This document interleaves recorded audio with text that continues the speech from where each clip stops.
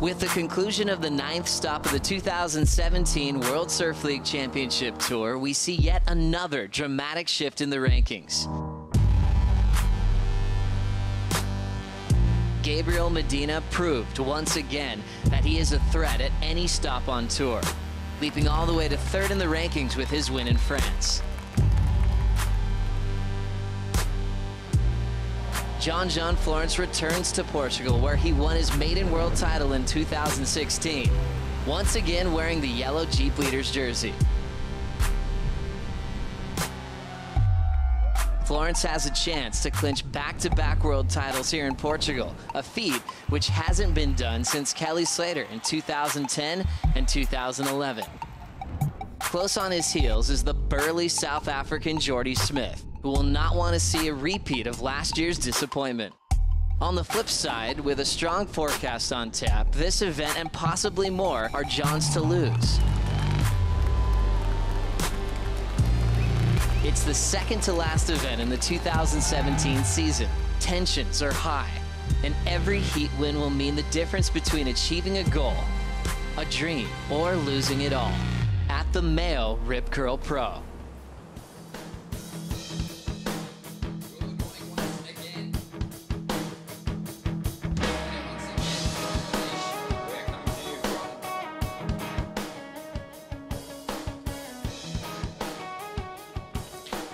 Good morning once again. Welcome back to Peniche. We're here for the MEO Rip Curl Pro Portugal, stop number 10 on the championship tour, and it's always such an exciting one. Ronnie Blakey joined by Strider Wasilewski. Strider, good to see you again. Good morning, Ron. It's absolutely pumping out there. There's some death pits coming in. Actually, it's going to be some severe damage been done today. Absolutely. The free surfing sessions have given us some broken boards already, but bodies are intact, I'm told, and we're looking forward to kicking this thing off. It is always such an interesting contest. Obviously, that world title race is heating up. We're seeing Jordy Smith on screen, warming up earlier on. Owen Wright arriving. 8 surfers remain in contention for the world title. And there's a lot of people also fighting to keep their place on the championship tour as well. So it's going to be a lot of fun to see what unfolds here once again. Yeah, you better have everything locked and loaded in the quiver zone right there, back there in the locker room. You're going to have a lot of different boards ready to go. Even the commissioner, Kieran Perro, out there for a surf this morning, broke his board. Saw him go down on a left-hander. Didn't look nice. Well, we love to see that. Right now, though, we're gearing up for the first heat of round 1, and it's a big one. We're going to see one of those 8 world title contenders hitting the lineup, and we'll see how Julian Wilson fares. He's up against Caio Abelli and Leonardo Fioravanti. And I'm looking forward to watching Julian compete. Obviously, France was a tough one for him. He fell out of the mix with his worst result of the season so far. But a lot of pressure on him now because it's going to be a long shot for those surfers outside the top 2, really. Well, yeah, it's going to be... It can happen, though. With these kind of conditions, you could see the top 2 fall out early, and the other guys kind of move up in the ranks. It's kind of an X factor here today with the conditions, as you can see. Crazy riptides pulling through the lineup, trying to find clear water and get yourself behind the bowl and executing, you know, what's going to be pretty much a tube shootout today. It's hard to find the open face, the way these waves are coming and hitting the sandbar right now. You got a dead low tide. You know, it's just absolutely throttling onto the sandbar, and then you got that side chop kind of wind, a little bit of west in it. So we were forecasted to have a due north, and right now we've got a little bit of a northwest wind. So we're hoping that clocks back around a little bit more north again to go straight offshore. But with that said, there's still some crazy open pits out there. Great to have your company once again. It is October 21st, and we are just after around 10 a.m. and we're into the first heat of the day. It'll be kicking off very shortly. It's a big one, and we're going to be really tracing the story of those surfers trying to earn their spot back on the championship tour for next year. Leonardo is certainly one of those competitors. He's out there now just trying to find the right position to kick off this first round effort. But Julian Wilson, we're heavily focused on him also because he's got a world title in his sights and he knows what he has to do to get that done, and it's pretty much final in the final 2 events of the season. He's got a couple of poor results that he's hanging on to now, so the pressure is on in these earlier rounds. He needs the win, and you know what? He can do it. We've seen him pulling in backdoor on those waves, you know, in Hawaii and waves of consequence. It's about knowing how to position yourself on waves like these. Well, the size is certainly stepping up as the day rolls on. A lot of swell predicted in the window, and it's going to be a lot of fun to watch these guys hurl themselves over the ledge on what is one of the heavier waves on the Championship Tour schedule. But here it is, your lineup for heat number 1. Julian Wilson, a former winner in this contest, taking on Caio Belli and Leonardo Fioravanti, a former European champion, and certainly a guy that could do a lot of damage if he gets on a bit of a roll. He's been scoring well throughout the season, just losing out in very high-scoring exchanges. But we are now underway. 30 minutes on the clock. Each of these surfers seeking out 2 good waves, but they can catch as many as they like. So there will be a lot of reps, you'd think, on a day like today, Strider. Yeah, you know, it could be a patience game as well, though. The way the waves are coming in, and you're not going to get a good look at a lot of waves. You could just find yourself in position for the 2 you need, hopefully. Talking about Leo, Leo's had some amazing heats this year. I mean, going up against guys like Jordy Smith and Jay Bay, where he was up into the 18-point total, and, you know, just Jordy getting a perfect heat. But Leo has been so close this year, yet coming up short almost every time. Rough go for him. But he's been surfing to the top level. Just amazing surfing out of him. So a bit of hustle on the takeoff zone here. Caio Belli finds himself in an awkward position. He goes over and goes down hard. Wow, that's just, you know, you get a first look at what's going to happen today.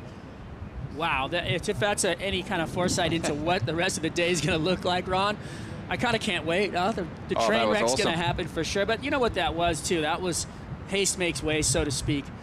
Dropping in, trying to find the rail, and a little bit of chop on the face there doesn't lend a hand to him as he gets sucked up in over the falls. You can see him dropping out of the sky here, and as he hits the face, he kind of catches the rail and kind of pushes a little hard, basically threw his head in, and just we see him go over the falls. Guaranteed he connected with the bottom there. And well, you know, as he paddled into that wave was where I think it went wrong, honestly. It was paddling out at 2 guys trying to catch the same wave, trying to whip it in the riptide, and that riptide kind of threw him out of position. And well, Caio, he's definitely warmed up after that one. Definitely. What a way to kick off the MEO Rip Curl Pro Portugal for 2017. A big wipeout for Caio, and a throwaway score drops, a 0.5. And often you see that here at Super Tubos, Strider. You're going to see guys risking it on pretty heavy sections and going over at times. Yeah, it's not often, though, you see the best in the world catch a rail and head in the lip going over the falls, but we saw it first wave here in Peniche at Super Tubos. 26.5 minutes to go. No major scores locked in just yet. Have a look at the lines coming our way. This swell really starting to fill in. A tricky wind for the competitors to deal with. And Julian Wilson's going to take his first ride of the event. Deep in the barrel, the former pipe master looking for the exit, but he won't find it on that one. And he goes down. I'll have to say that I was a little surprised when they called it on at 10 o'clock right at the dead low tide. I know the tide's going to turn around. I know it's going to fill in. And yes, we're going to see it improve throughout the day. But it's just at the moment, it is just deadly out there. The way the bottoms are dropping out, trying to backdoor those sections and come through them, it is tough for even the best in the world. You can see this right here. He's coming in from behind the peak, catches into it. It's a huge open pit, but he's just a little bit too deep where I feel like the foam would have grabbed him and thrown him down. 25.5 minutes to go. That right-hander goes unridden. Leonardo out the back, still waiting for his first bite at the cherry here. He wants to get himself a bomb wave. He's got a good opportunity now with Julian Wilson and Caio Belli banking throwaway scores really on the opening exchange. I think we're going to see some surfers with 2-point totals today. You know, in this condition right here, it's just so hard to find those moments where you can actually reappear through the girth of that. It's just the sections are just heaving on the sandbars. But I have seen some beautiful waves. I have seen the moment. I've seen a couple where I could just picture, you know, somebody coming in from behind it and just threading the needle coming out. And like we talked about on the morning show of the opening day, huge ramps out here. I mean, absolute, just probably the biggest aerial opportunities that we've seen all year. 24.5 minutes to go.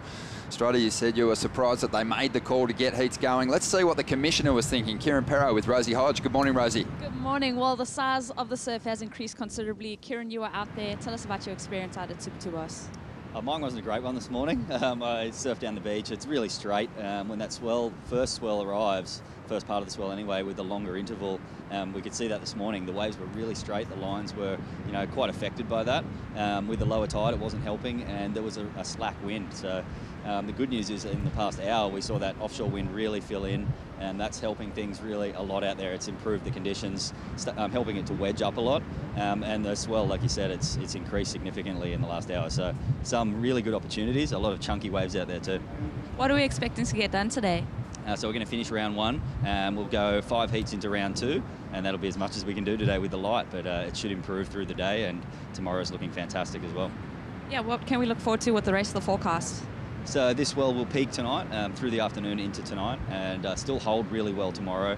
The interval comes down a notch, which is actually a good thing for super tubes. It'll help to peak it up a little bit more. So tomorrow's looking like another great day. We'll maximise that. Monday it drops off a little bit more. It might drop off too much, so we'll keep an eye on it. New swell coming in for Tuesday into Wednesday. Conditions also looking good, so that's what we're going to look to finish the event. Big day. Enjoy it, everyone. Thank you, Rosie, and cheers, Kieran, for that insight.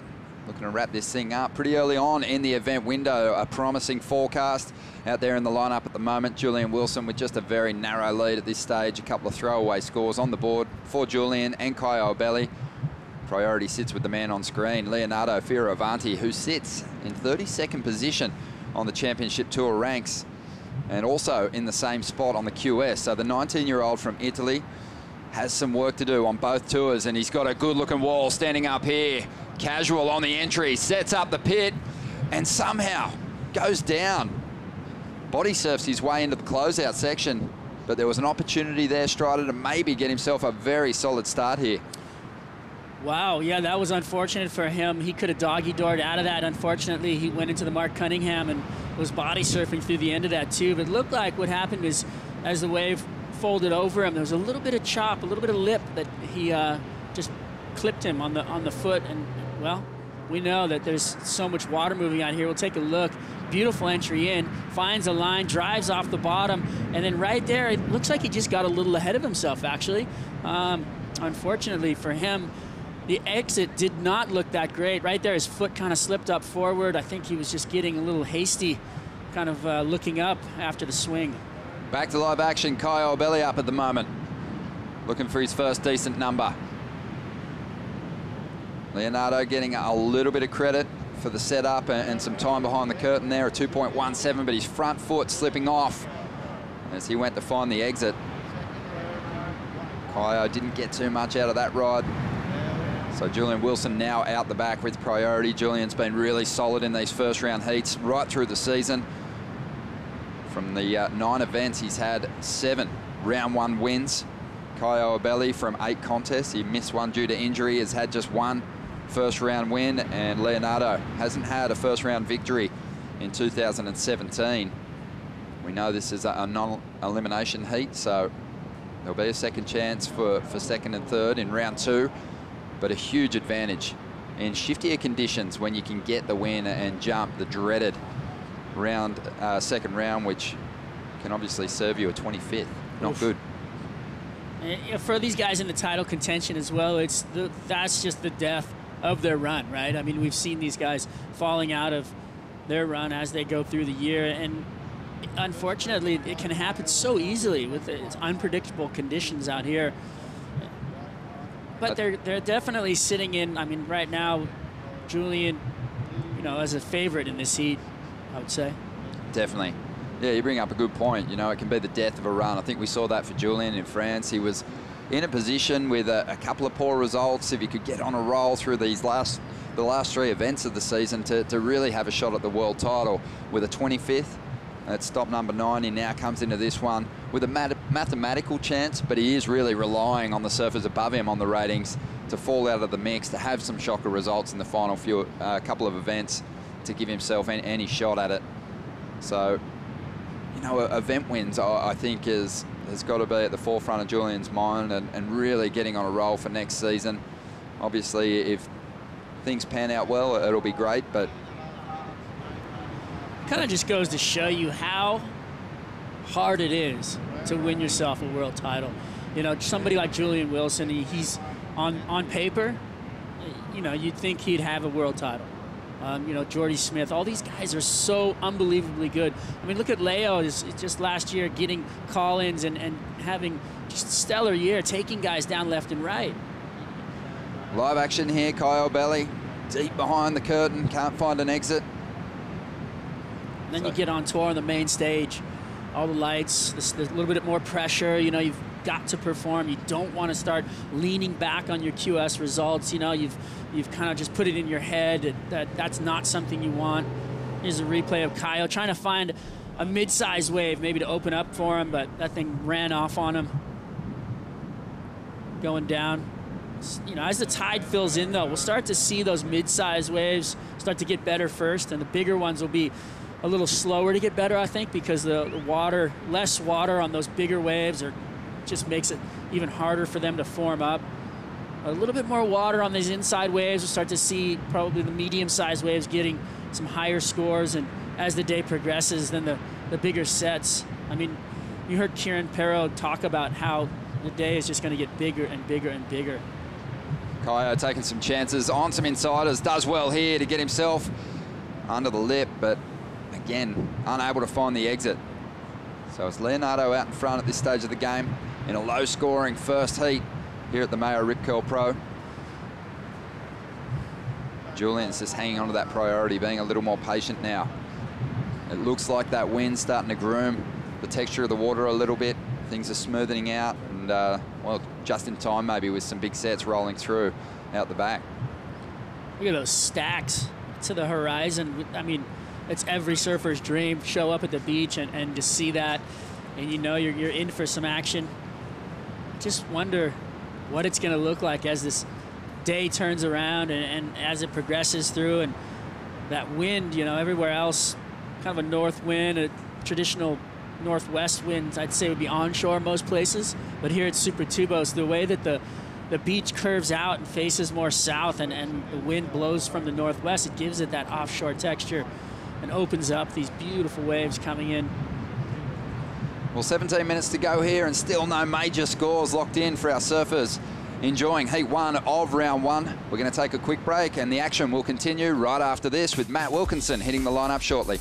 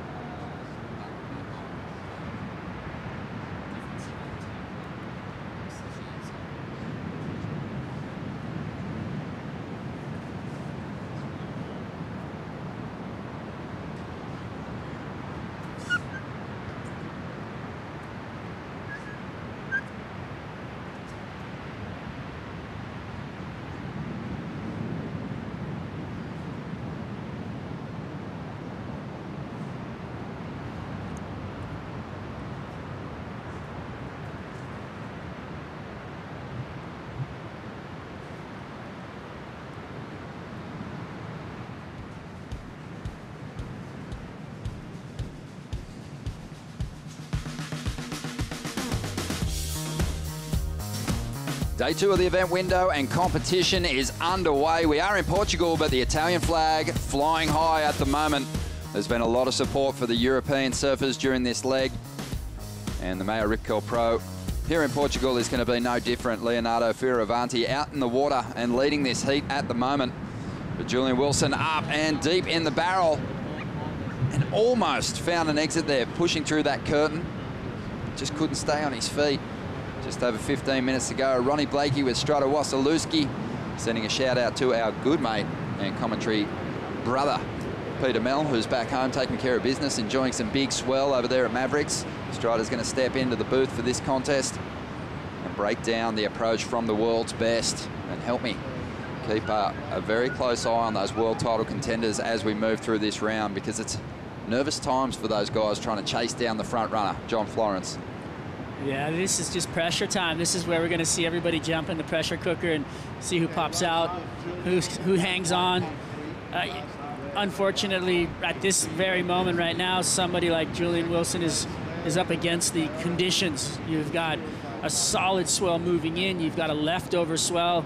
And that last wave that he just caught, the reason he didn't make it was because he had two waves folding over each other.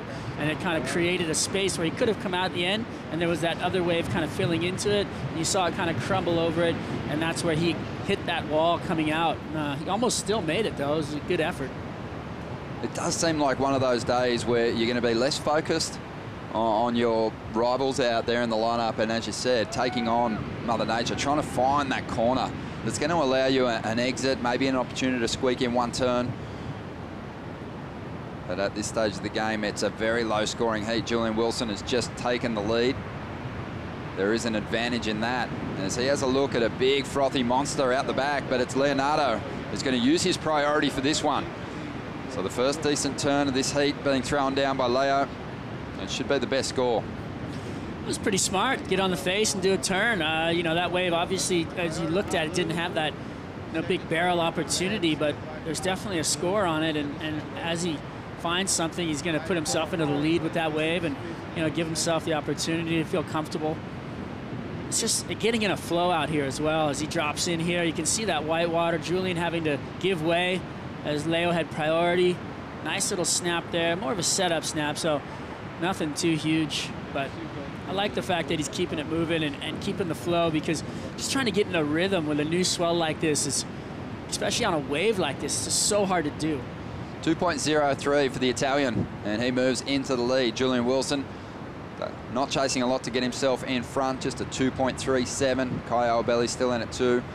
3.1 will see him jump up into first place. But Leonardo, he's got some work to do. We mentioned where he's sitting on the QS in 32nd position. 32nd position here on the CT. We've seen some surfers make magic runs in the final two events to crack the top 22 on the championship tour to keep their place that way. But Leo, are you backing him to get the job done on the QS with those big events over there for the Triple Crown Strata? Well, he's put himself up against it, so, he's definitely got the talent to do it. We've seen him do well over there in the bigger surf. I think Haleiwa is more of a game where you can really count on your strengths and then understand where the wave's going to be and just kind of go at it. But when you get to Sunset, it's just an X factor. There's so much water moving out there. You get the West Bowl, you've got the North Peak coming in, you've got everything in between.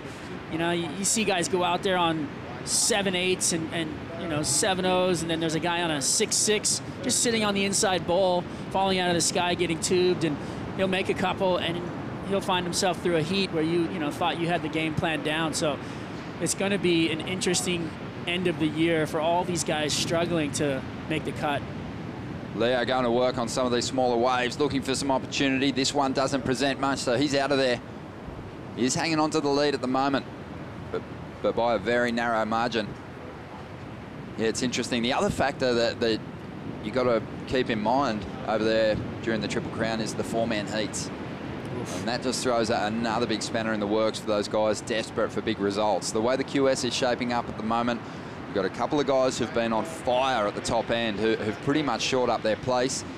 And then a lot of surfers like Stu Kennedy who are within reach. In 31st position, Stu Kennedy on the QS, a little further back on the CT, but he's one of those guys who is probably still thinking about getting the job done on both tours to make sure that he's there for next season. That's a working man right there, let me tell you.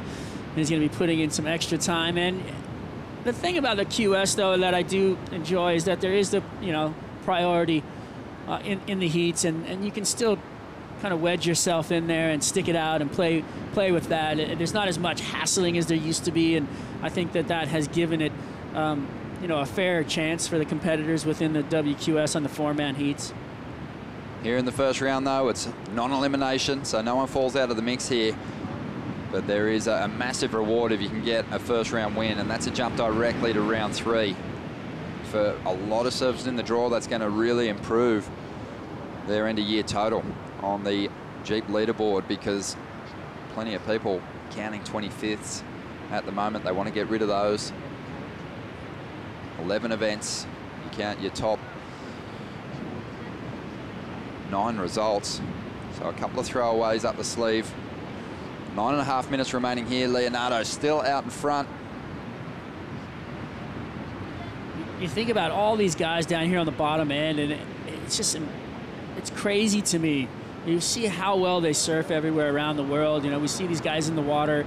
You walk down to the beach, you rock up, and you're just blown away constantly.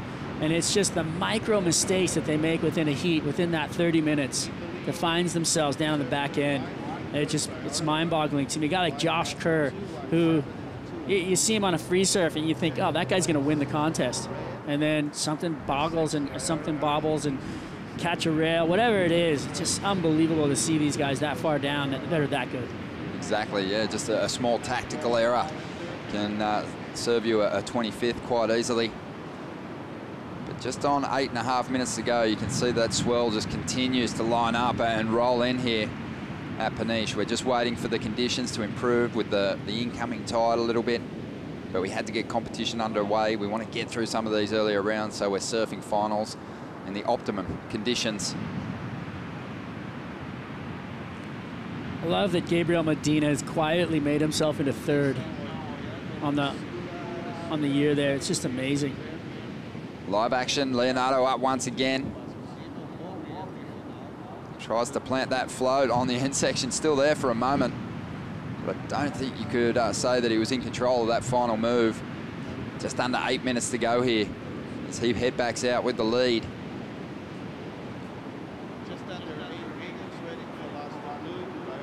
A 4 could win this heat. It's crazy. Here's the replay. Little head dip.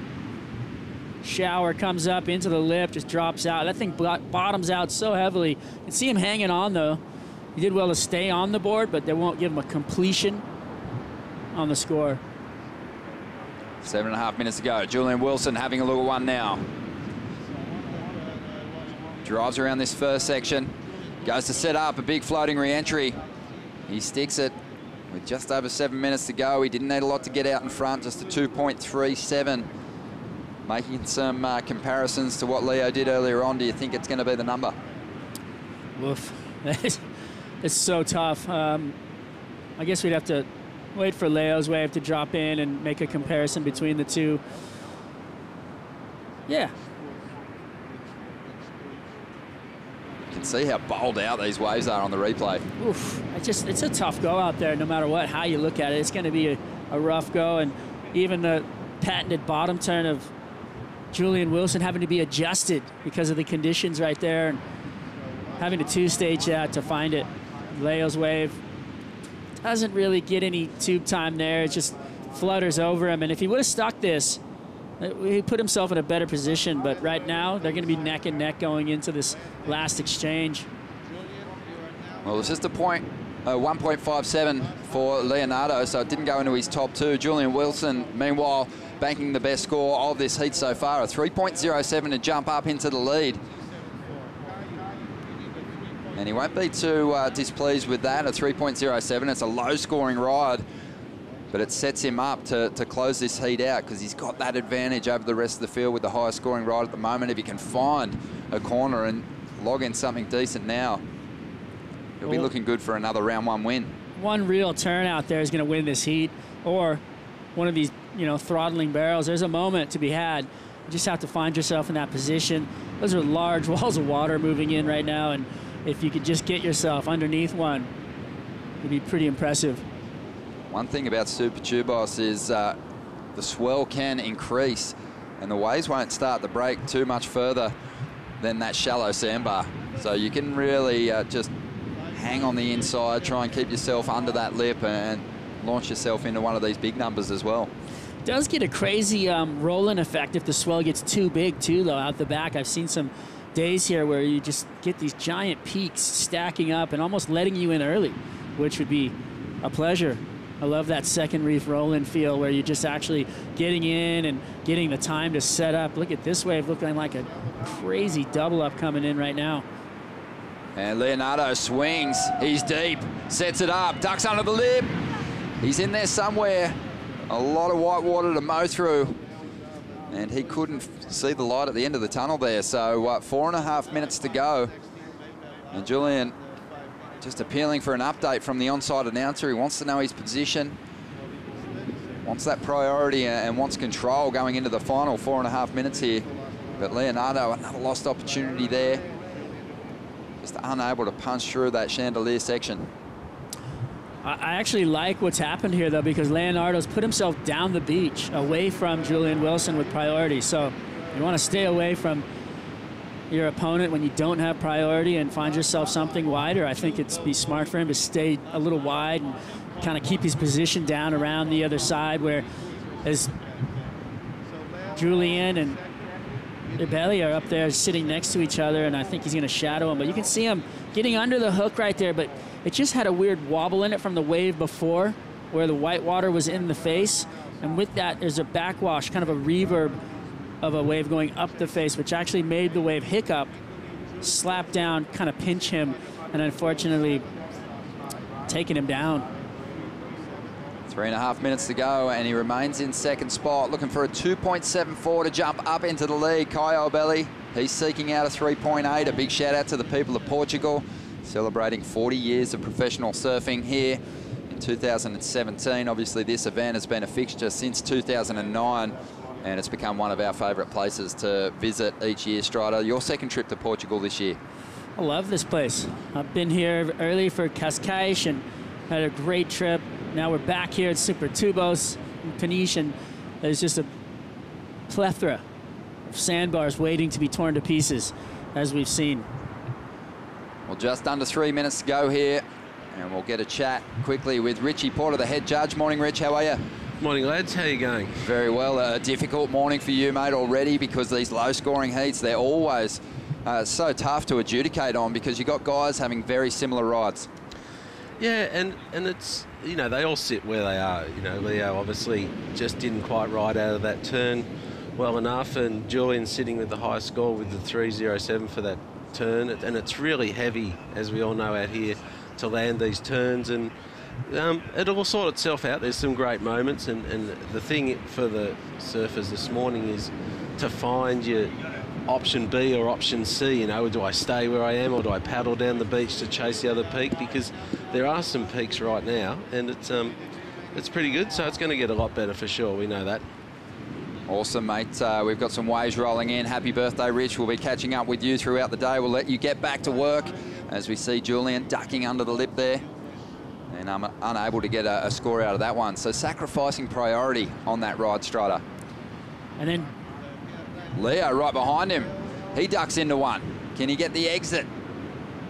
Doesn't find the opening. So it'll be a throwaway exchange from those two competitors, and that leaves Caio Ibelli out the back with 1.5 minutes and priority and a shot to snatch this one from third place. Well, only needing a 3.8. Julian taking off on that wave, knowing he wasn't going to make it, but didn't want to give Ibelli any space to get the score. Maybe down the line, it was an open face for Caio to possibly catch that, go into it, maybe get a little tube and some turn time out the back. With 1 minute left, I think Ibelli's going to find himself in position to find something. Fioravanti paddling up the beach again, but I feel like he could be just staying to himself, which he almost had the opportunity, almost got, you know, the completion on a wave. So separating yourself from competitors at this moment, I think, is key. 40 seconds to go as Caio looks to get himself into position to make a late charge here.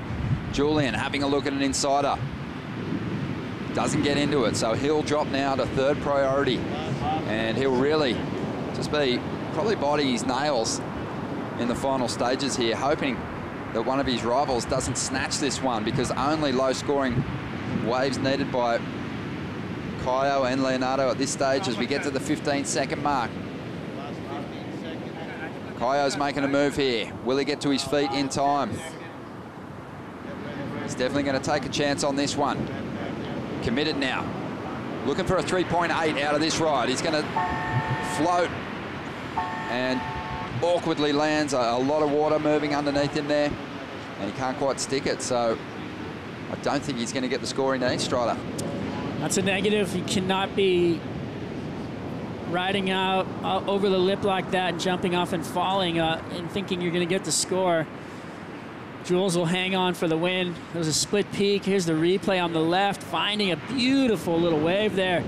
Some tube time, good vision. Hopefully the board stayed intact and the body on that one, but great technique here. Something to look at and to see moving forward. Is this young man is happy to not have to surf round 2, let me tell you. So Julian Wilson, he's been impressive in the first round all season. That's his 8th round 1 win of the year. And probably his lowest combined score total for a winning heat, 4.97, but he won't mind. He can bounce back in round 3. We're going to take a quick break. When we come back, Matt Wilkinson, Pete Durbidge, and Stu Kennedy will hit the lineup.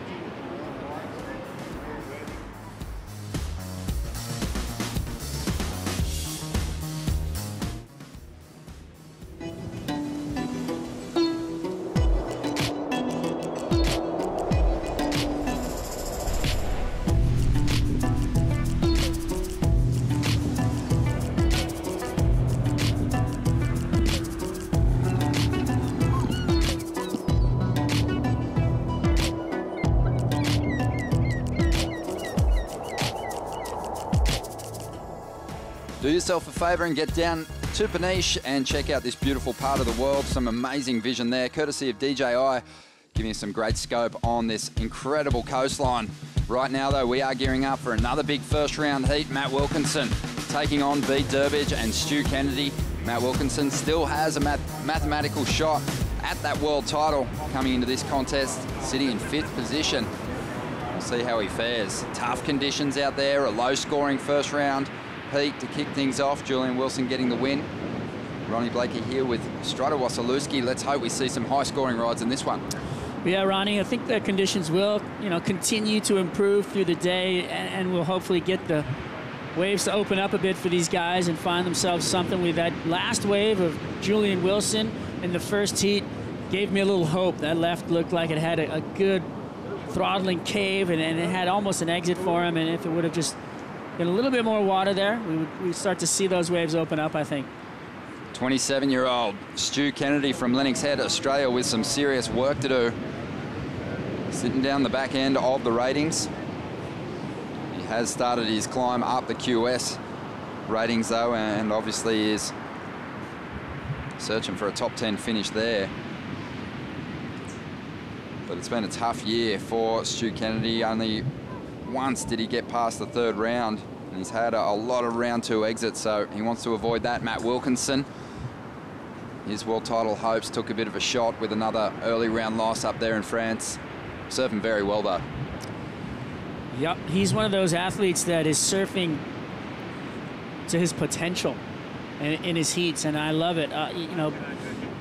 He's tactically there. He's got a great coach in his corner with Glenn Hall Micro Surf Academy. There's no room. But he's definitely got these guys firing on all pistons. And whatever he's telling him, whatever he's giving him to eat, or whatever it is that he's got going in that camp. I love what he's doing. Doing a fantastic job. B. Durbidge, we know he's going to retire at the end of the season. The way he's surfing at the moment, he could get that top 22 finish, and that would obviously open the door for someone else who finishes outside the top 22 to make the jump back onto the championship tour. But Bede, he's had some great memories here in Portugal. A final against Mick Fanning in the inaugural season. It was a search event. He got a second there. And the crowd, I'm sure, will love watching him compete here for the final time. This is a working man's heat. That lineup right there, all those guys are just head down. You know they're going to put up good waves. All have a game plan. Here we go. It's B. Durbidge who's going to grab that rail and tuck in first. He's not going to get the exit, but some time enjoyed behind the curtain there. A bit of vision. 24.5 minutes to go here. You kick this one off with a couple of low-scoring throwaways. And this one's going to be the same when it drops from the judges' panel. It's not a walk in the park out there, that's for sure. You kick out of one of those waves or come up after getting belted in the barrel, and you got to deal with all those sets on your head. A great entry into that wave.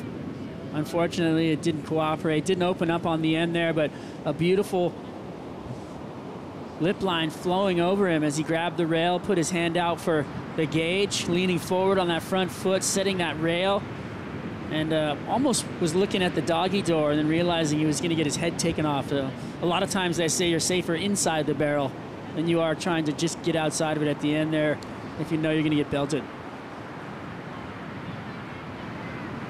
So just on 23.5 minutes to go, Bede. He's out in front, but much like the last heat, I think we're going to see a lot of exchanges in this first round where we get down to those dying seconds and someone can snatch it with just a single number. No one really stepping up and dropping the big score just yet. Let's talk a little bit about the world title scenario for John Florence. Obviously, he has a chance to wrap up a second world title here in Portugal, but he is relying on Geordie Smith to fall short of round 5 or the quarters if he makes that final. He's also got to perform up against a wild card who's full of surprises. Mason Ho has been selected and put into his heat by Rip Curl. Matt Wilkinson up at the moment, driving off the bottom. Gets that first turn done quickly and throws up another maneuver. So 2 solid hits. And this should probably be the best wave we've seen today. It wasn't a big wave, though. No, but it was like we talked about a bit earlier, moving inside, those sandbars actually opening up a little bit on the smaller waves as the tide fills in. On the bigger waves, we'll see get better and better as the day goes on, but those medium ones will offer up some scoring potential.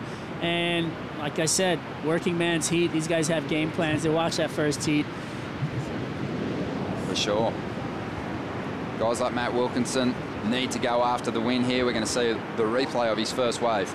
Letting the water settle down as he found this inside nug straight up into the bowl and then right back up into it. So, you know, the wave actually having a bit of a whitewater section coming at him, so it made the execution of the final maneuver much easier, which gave him the opportunity for the finish. And he will put up the best wave we've seen so far today, which isn't saying much with what I think we're going to see today.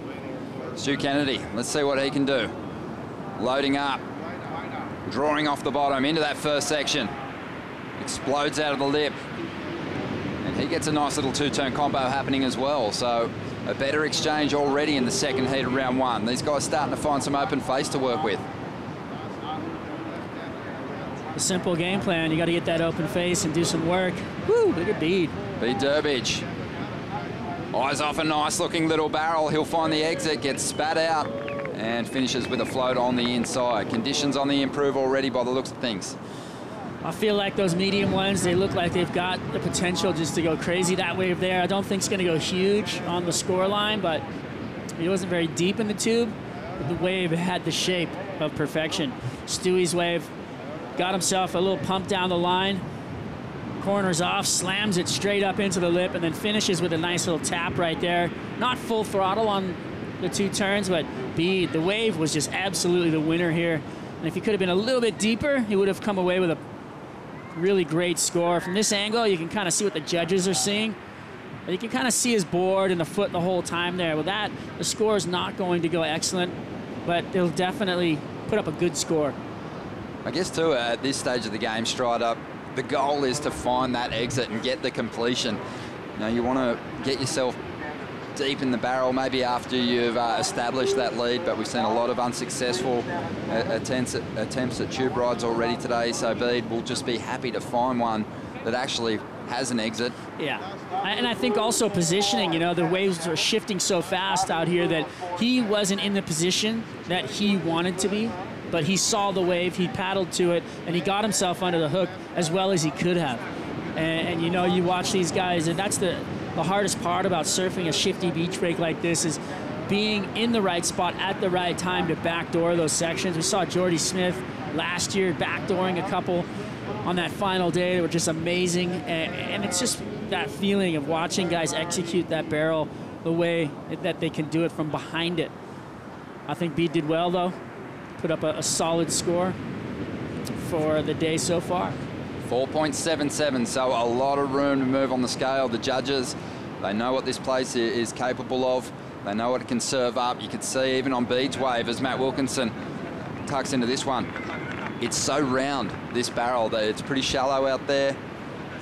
And it all just completely drains off the sandbar when these sets stand up. Even the medium-sized waves, they can really hollow out nice square pits. Well, and with that, with the contour of the wave being so steep and hollow, you're going twice as fast as you would think. I mean, he came off the bottom right there and was going so quick that he, you know, kind of outran the barrel. And again, positioning, he was a little too far on the shoulder here, where if he could have taken off behind it and backdoored through that section, he would have come up with a huge score right here. But he's going to get something maybe the same around as Bede Durbridge, possibly even a little bit lower. So just over 18 minutes to go, Matt Wilkinson's just taken the lead. Finding a couple of nice corners out here. His first allowed some backhand snaps. The second got him some cover.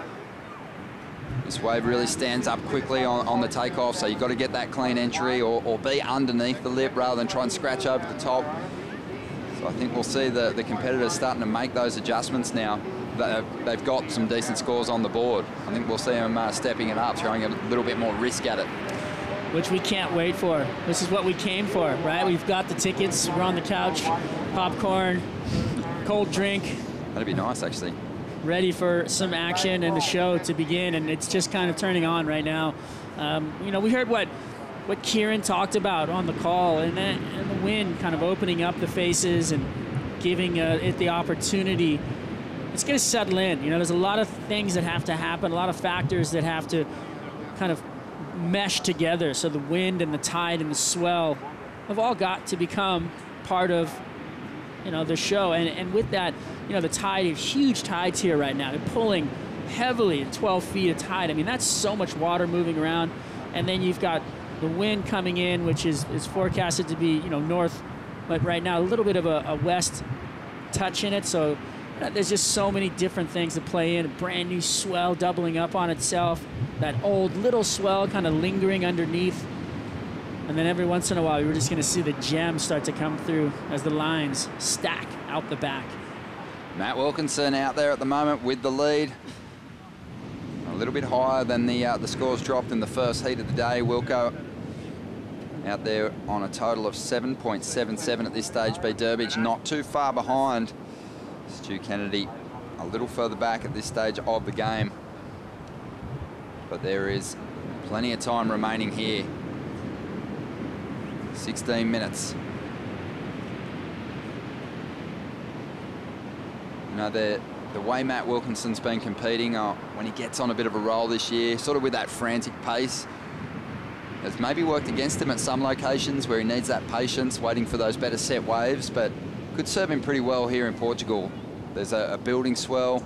There's going to be a lot of lines coming our way, so you get lots of opportunities, and I think his frantic pace on the open face could really work well for him too. He's able to squeeze in 2 moves early on in this heat, where in the first heat we saw our competitors really struggling to do that.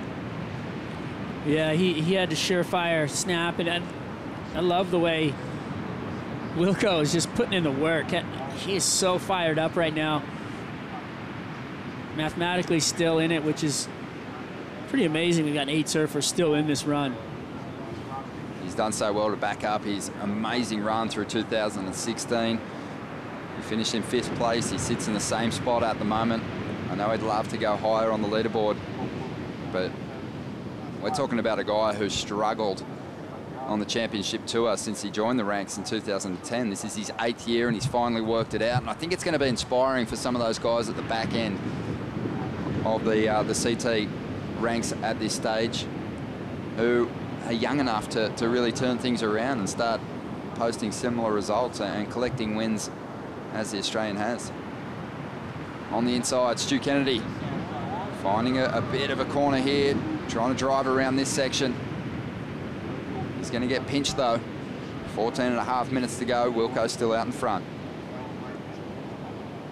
It's crazy how much time they really have in a heat at this location, all the way down to the last 20 seconds. You know, you can catch a wave and kick out and be back in the lineup so quickly here and separate yourself from the other competitors. And the way that the waves shift up and down the beach, you find yourself making smart decisions at the dying heat ends of these heats and come away with the win. And I feel like those are the things that, you know, these younger surfers and the guys down in the back end to make those adjustments really need to sharpen their blades and understand that there's always an opportunity.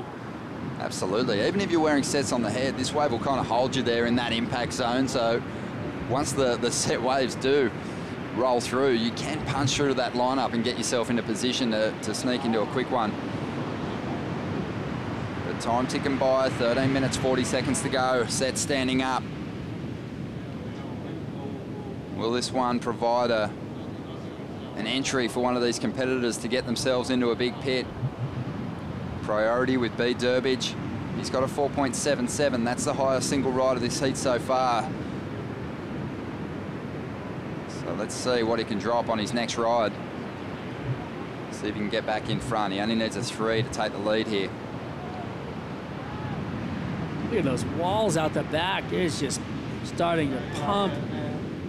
Woof, a little more water on the sandbar, and we could see some huge pits coming in. I cannot wait. A lot of movement from the competitors out there in the lineup strata too. They're constantly kind of stalk out the corner of these set waves, aren't they? Yeah, it's being in the right place at the right time, and that's the X factor. And we're going to see if, you know, these guys can line themselves up and find themselves where they need to be. But it's so hard with the waves coming through and the way that you've got the canvas looking so perfect on some sets, and then they run into that whitewater from the wave prior. You just gotta be where you have some open, clear water. Just over 12 minutes to go. Let's check in with our first heat winner at the MEO Rip Curl Pro Portugal. It's Julian Wilson with Rosie Hodge.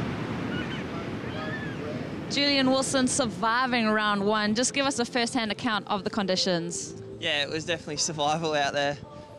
It's tricky. The swell's built really fast.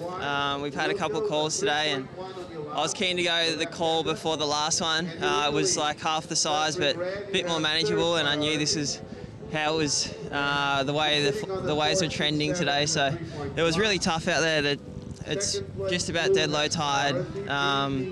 And the swell's coming up like by every set. It seems to be getting bigger, so it's just, yeah, survival. I had one pretty good wave that would have been a pretty good score, but it knocked me off. But other than that, I couldn't find any opportunities out there, and I just, yeah, was so happy to win a heat like that. And a couple of smart uses of your priority. How important was it to keep a close eye on your competitors in their lineup? Yeah, especially needing very small scores. With like 4 minutes to go, it wasn't that important. I felt I only had a better of 1, so I thought I could do that, but I tried, didn't work, and then I had priority to sit on Leo at the end, who needed a 2, and it was just the way the heat went. I actually just missed an opportunity, kind of got stuck in the rip and couldn't catch the wave, but I would have kind of solidified my position, I think, in the heat, but I left the door ajar just a tiny bit. But I don't know, it's really tough out there. I've actually had a heat like so similar to that before in round 5 against Chris Davidson, I think the year I won, so hopefully it's a good sign. And so crucial at this stage of the year to skip round 2. How relieving is it to make it through that one? Yeah, definitely. I'm so fired up. I can't wait for my next heat. France was a real bummer, but I feel like I've reset, and I'm just really happy to be here and want to finish the year really strong. Julian, thanks for your time. Thank you, Rosie. Julian Wilson, a former winner here. He mentioned that. This is where he claimed his first championship tour win back in 2012, and he'll probably need to do it again to have a real shot at pipe, and relying on obviously those guys above him on the Jeep leaderboard to fall out of the mix relatively early in this contest. But it seems like Julian this year, Strider, win, loss, has really just taken the result in his stride, smiling all through the season and looking relaxed and ready to make a good charge at another victory here now. Yeah, he's not letting it get to him, and he's actually, which I love, you draw on those past experiences. We just talked about it. You know, he's had heats which were horrible, still went in his favor, and then he comes away with a win at this event. So you can think that, you know, he's got that in the back of his mind just coming into these days, understanding that, you know, he can do what it takes to win here, and he's just marching forward. Marching forward, Julian Wilson out there at the moment. Matt Wilkinson leads, just over 9 minutes remaining in Heat 2 of round 1.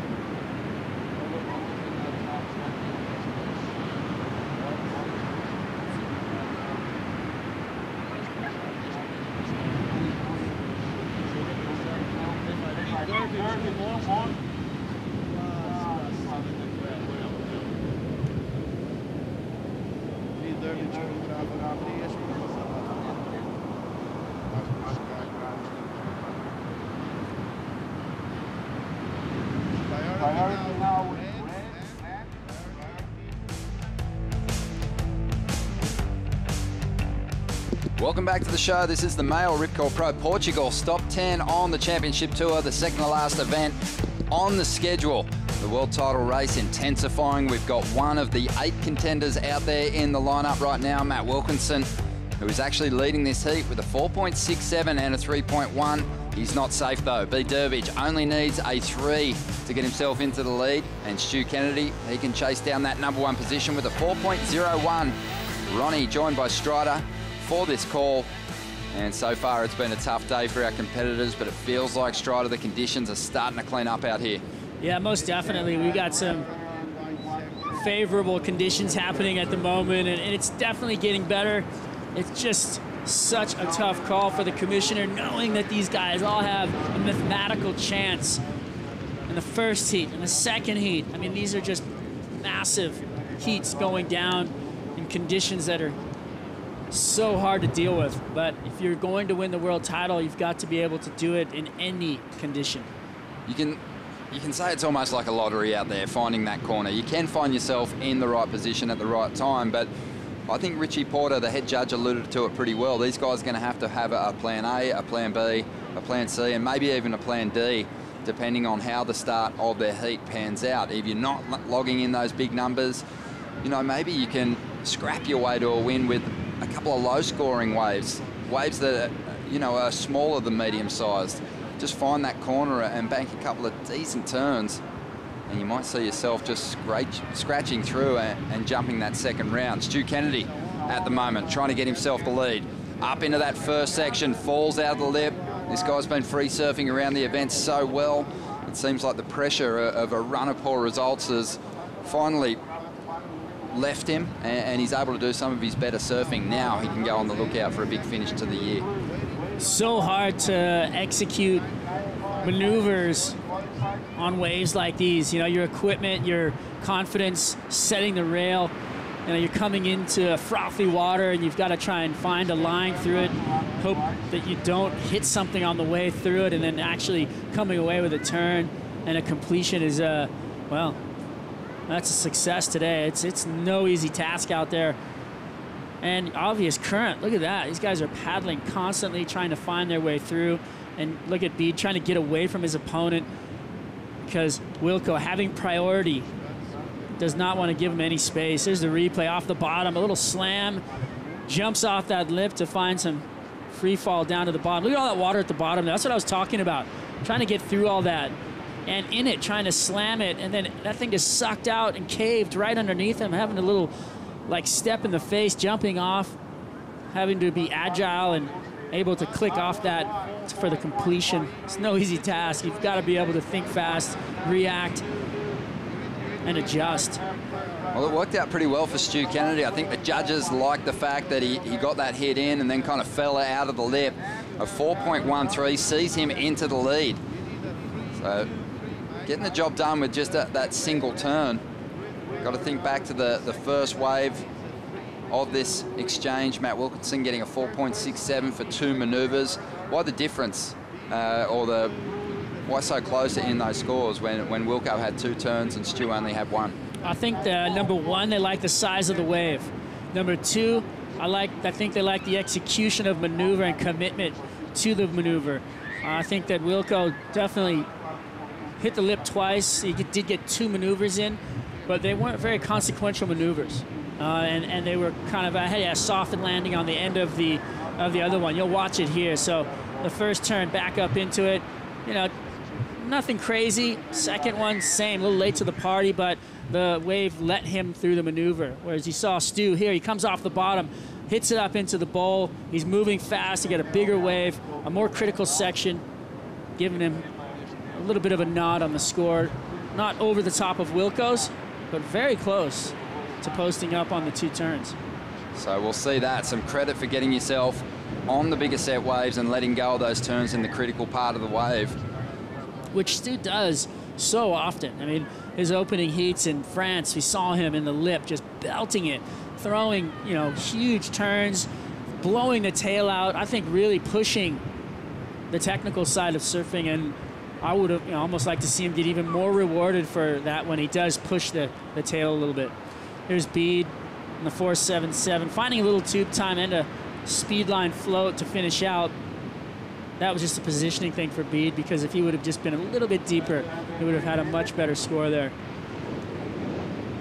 Again, trying to find that position and be behind those waves is going to be key today. Let me tell you, it's definitely hard. And you heard Julian talk about it. It's building. There's a lot of water moving out there. You're dealing with riptides, trying to find clear water. Then you've got opponents trying to track you down, not give you any space. A lot of things have to go your way today. Yeah, you can't be discouraged by the numbers either. Low-scoring heats, but with the conditions on offer, 6s are kind of 8s out there at the moment. 4s semi-acceptable. Obviously, there is going to be those diamonds in the rough. There's going to be those magic rides that we see through this first round. Someone's going to find themselves in the perfect spot when that set wave peaks up and slams on the sandbar and spits one of these guys out. You can definitely see the conditions. If you go back and you watch the waves ridden in this heat as opposed to the first heat, getting better, more open face. You've got a definite, a better canvas for them to ride. Medium-sized waves looking better, opening up for turns. The bigger ones looking like the tube's starting to open up for them. Bede Durbridge taking off, and he is chasing a 3.13 on this wave. He's not going to get it. So 1 minute and 20 seconds to go. He's going to struggle to get back out there and find another opportunity, being that he'll be 3rd in line for priority. You see Wilco paddle down to him. Hard to make the decision though, huh? Which guy do you paddle after? Look, he's just going to let him have it. Go ahead, find one, he's saying. Stu Kennedy's chasing him down, so... It's a danger zone to let your opponent run away at this point. It's a minute left, there's lines on the horizon. He just has to pick the person that he feels is the biggest threat, because the surfers are really chasing similar scores. Obviously, he can't do much about Wilco at the moment with priority. So he opts to... No, I mean Wilco, though. Wilco could have paddled down to where these guys are at. I'm sure Wilco's just happy to have the space out there at this point. 35 seconds to go. Not a lot of time. Stu Kennedy basically clearing the lineup now as Wilco goes on the lookout for a 3.23. It's not a big score. Great control under the lip, and he'll find the exit. That wave spitting him out. Hangs on to an awkward floater to finish that wave off, but...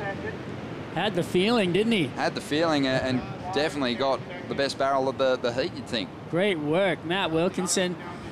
That'll be the score. He'll get through this thing, and another world title contender will progress on.